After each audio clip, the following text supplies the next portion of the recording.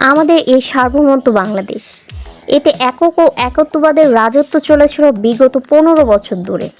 2024 সালে এসে জুলাইয়ের কোটাভিত্তিক আন্দোলন থেকে শুরু করে বৈষম্য বিরোধী ছাত্র আন্দোলন, এতে করে গত 5ই আগস্ট দেশ ছাড়তে বাধ্য হন ফ্যাসিস্ট সরকার শেখ হাসিনা।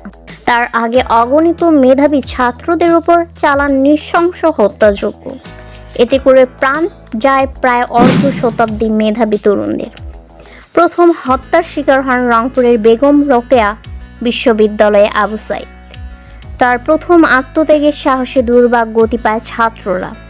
একাত্মবাদী সরকার দেশ ত্যাগ করার পরপরই সেনাবাহিনীর ওপর দেশের ভার গেলেও বৈষম্য বিরোধী ছাত্র আন্দোলনের সমন্বয়কদের মতামতের ভিত্তিতে নতুন সরকার গঠন করা হয়। এর প্রধান উপদেষ্টা পদ পান তার মধ্যে দুজন বৈষম্য ছাত্র বিরোধী আন্দোলন সমন্বয়ক নাহিদ ও মোহাম্মদ আসিফ।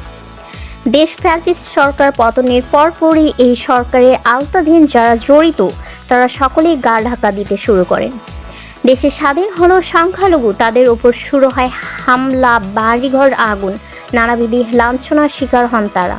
তার মধ্যে আবির্ভাব ঘটে 90 দশকের ডাকাত বাহিনী।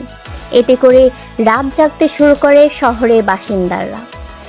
এতেও নানাবিধি কর্মকাণ্ড বেশ মজার ও হাস্যরসক বানিয়ে তুলে দেশের জনগণদের। বাংলাদেশের বর্তমান প্রেক্ষাপট পাল্টাতে শুরু করেছে। স্বস্তি ফিরছে কাঁচা বাজার সহ দেশের অর্থনীতিতেও। যেখানে দেশে গড় রেমিটেন্স 2 দিন আগেও 30% ছিল, সেখানে 2 দিন পর রেমিটেন্স গড় বৃদ্ধি পেয়েছে দাঁড়ায় 70%-এর কোঠায়। দেশের শাসন ব্যবস্থাও বেশ পরিবর্তন ঘটতে শুরু করেছে। যেখানে দেশের আইন শৃঙ্খলা বাহিনীর কর্মবিরতি পালনে ব্যস্ত, সেখানে সাধারণ শিক্ষার্থীরা দেশের সচল রাখতে মাঠে নেমে পড়েন রাস্তায়, ট্রাফিক ব্যবস্থায়। এর মধ্যেই দেশের শাসন ব্যবস্থার নতুন দিগন্ত উন্মোচন করে প্রধান উপদেষ্টা ডক্টর ইউনূস। যেখানে একত্ববাদ একক শাসন গোষ্ঠী হয়ে কাজ করতেন আইন শৃঙ্খলা বাহিনী, সরকার বদল ঘটায় এই বাহিনীও বদল ঘটতে শুরু করেছে। এরই মধ্যে পুলিশ এর প্রধান কমিশনগুলো গা ঢাকা দিয়েছে। দেশ ছাড়তেও চেষ্টা করেছেন তারা। ডিবি হারুনের কোনো খোঁজ পাওয়া যাচ্ছে না সরকার বদলের পর থেকে। দুর্নীতির কঠোর শীর্ষে অবস্থান ছিলেন সাবেক প্রধানমন্ত্রী শেখ হাসিনা ও তার দলের নেতাদের। দেশের স্বৈরাচারী মুক্ত দেশ গঠনে কাজ করছেন দেশের আগামী পথ প্রদর্শকরা। অনিয়ম, দুর্নীতি, চাঁদাবাজির মুখ ফিরিয়ে নিয়েছেন দেশের জনগণ।